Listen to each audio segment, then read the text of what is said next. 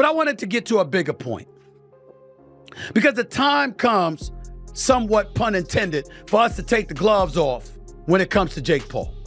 After I beat Mike Tyson, the amount of people saying this is rigged was crazy. I can break his mentality, then I've broken Jake. So this is why it's going to be an interesting fight, because I just don't look at it from a physical standpoint. Stephen A. Smith reportedly reacted with disbelief after Mike Tyson and Anthony Joshua exposed what they claim were attempted bribes by Jake Paul. Smith said the sport has officially reached a breaking point. According to him, boxing needs to put an end to these circus-style events immediately. He argued that Paul turns fights into business arrangements instead of real competition. Smith went as far as saying gloves should be taken away, believing this trend disrespects true fighters and continues to erode boxing's credibility. On a global scale, Kind of things that I'm talking about here. Boxing's a skill.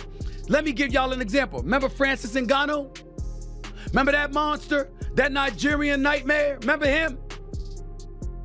And then we saw him show up and show a little skill against Tyson Fury, who came there out of shape. What happened when he got into the ring with Anthony Joshua?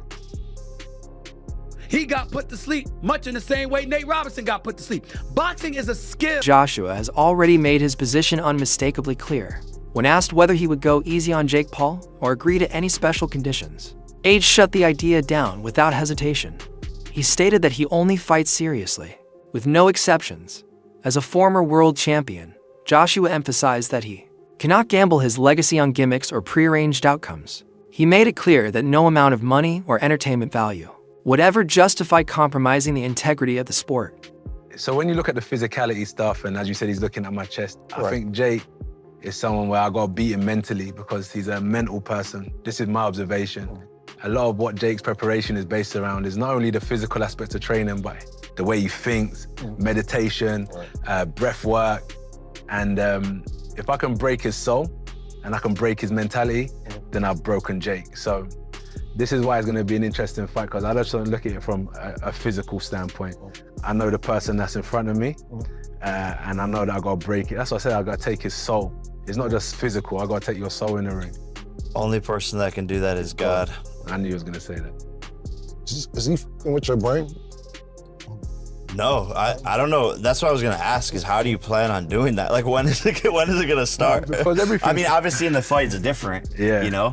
But, I mean, when are you gonna start taking it? I've just seen in fights when I can see someone's, let's call it energy, frequency leaving their body.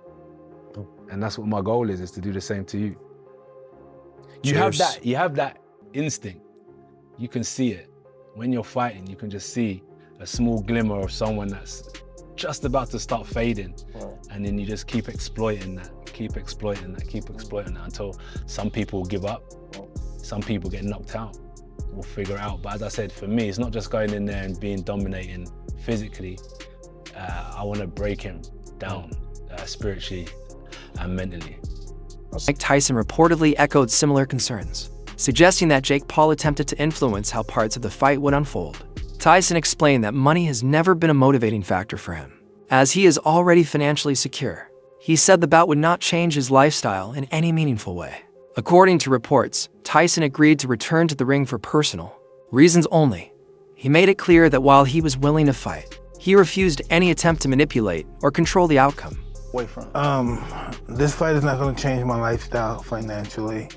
I'm a fighter. I feel good and I can do it. I feel I can beat this guy. Come on. Well, we're going to be in the building. I'm going to be there.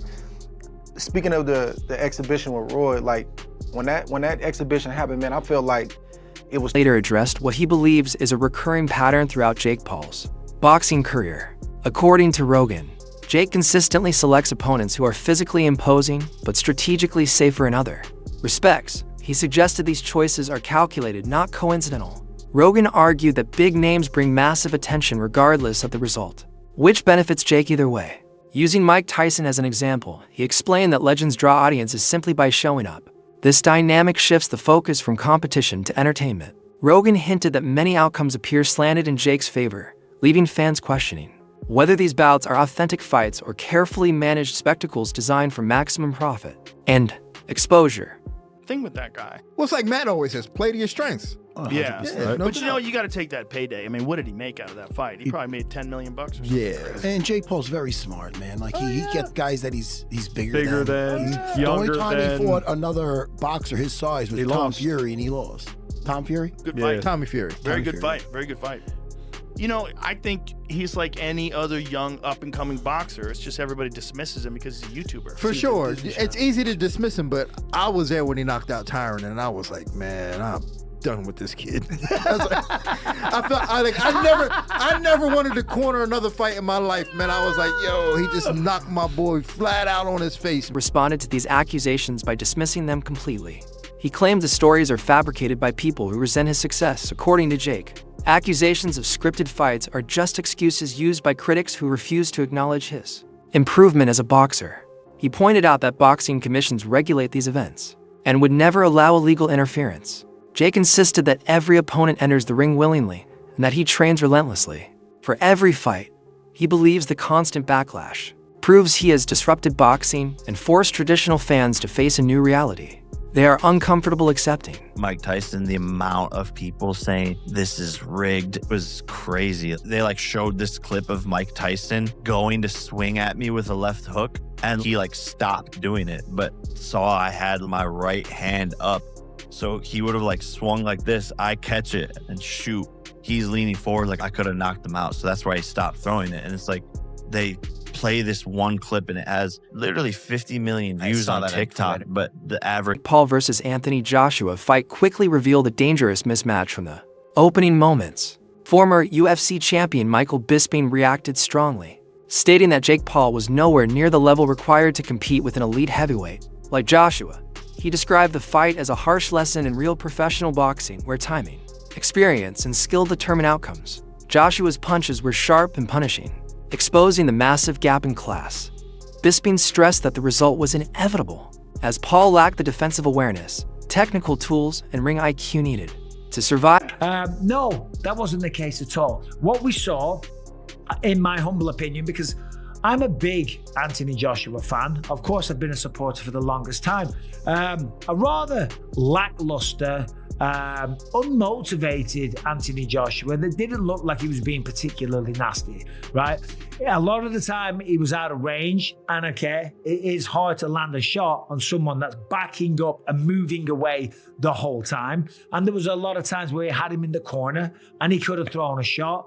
And sometimes he was telegraphing his shots. And anytime he did go in to throw a punch, as I said before, Jake Paul would shoot in and turn it into a wrestling match. And even when he wasn't shooting in, he was clinching a lot. This is boxing, it's not MMA as we know. The referee should have done a much better job of getting in there and separating them much, much faster. As I say, it was the 6th round. I think it was the 4th round he got dropped twice. In the 5th round, he got through it. In the 6th round, caught him with the jab, and a glancing right hook. He goes down, and that was that. That was all she wrote, right? I did a live. There was about 9,000 people watching at one point. Nobody was particularly enjoying the matchup. Listen, okay? I respect both men. I respect anyone really that steps into the ring, okay? And certainly going up against Anthony Joshua, that was a tall task, okay? You know, metaphorically and figuratively, right? It was a tall task. It was a big job. It was a tough opponent. It was a mismatch, and it was, right? Jake Paul never worried Anthony Joshua once. He never rung his bell. He never caused any damage. He never had him worried. He never did anything. It wasn't a fight. It was a display of how long can Jake Paul last? Can he run away long enough for it to be credible? Critics argue that influencer boxing changed the sport's foundation. When YouTubers and